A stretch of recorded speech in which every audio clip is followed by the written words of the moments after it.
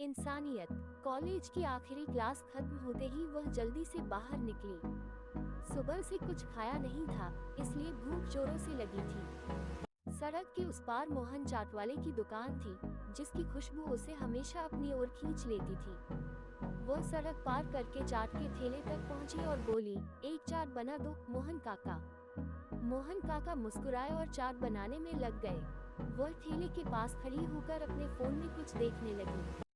तभी उसने महसूस किया कि पास खड़े 3 लड़कों की नजरें लगातार उसी पर टिकी थी। वे हंस हंस कर आपस में बातें कर रहे थे और धीरे धीरे उसकी तरफ इशारे करने लगे। ओए होए, अकेली अकेली चाट खा रही हो?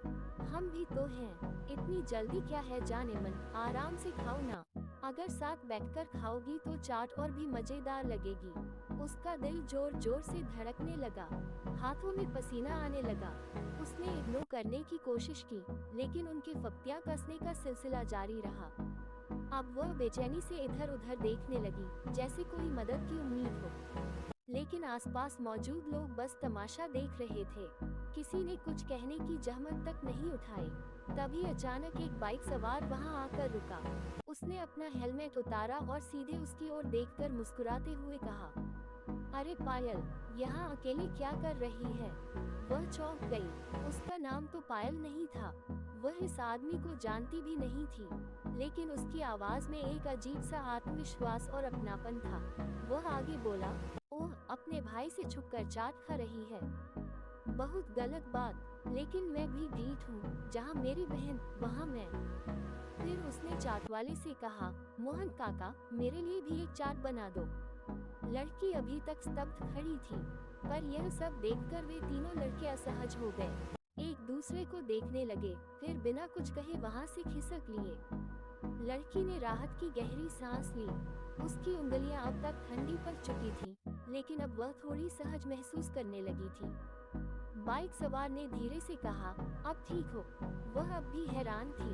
हिम्मत जुटाकर बोली, लेकिन मेरा नाम पायल नहीं है, और मैं तुम्हारी बहन भी नहीं हूँ।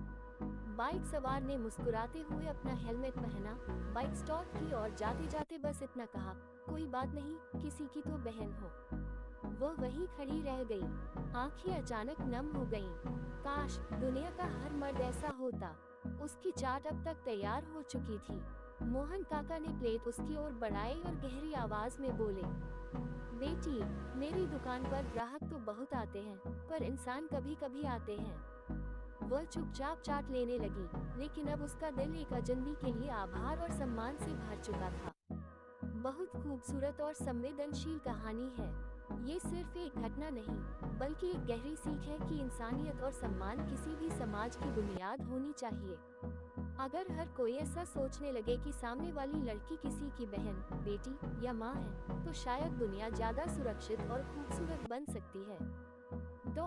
सीख। अजनबी बाइक सवार ने जो किया, वह सिर्फ एक मदद नहीं थी, बल्कि एक संदेश था। सम्मान और सुरक्षा किसी भी रिश्ते की मोहताज नहीं होती। ये हर इंसान की जिम्मेदारी है कि वह एक बेहतर माहौल बनाए। अंत में चाट वाले के शब्द इस कहानी का सार कह देते हैं, ग्राहक तो बहुत आते हैं, पर इंसान कभी कभी आते हैं।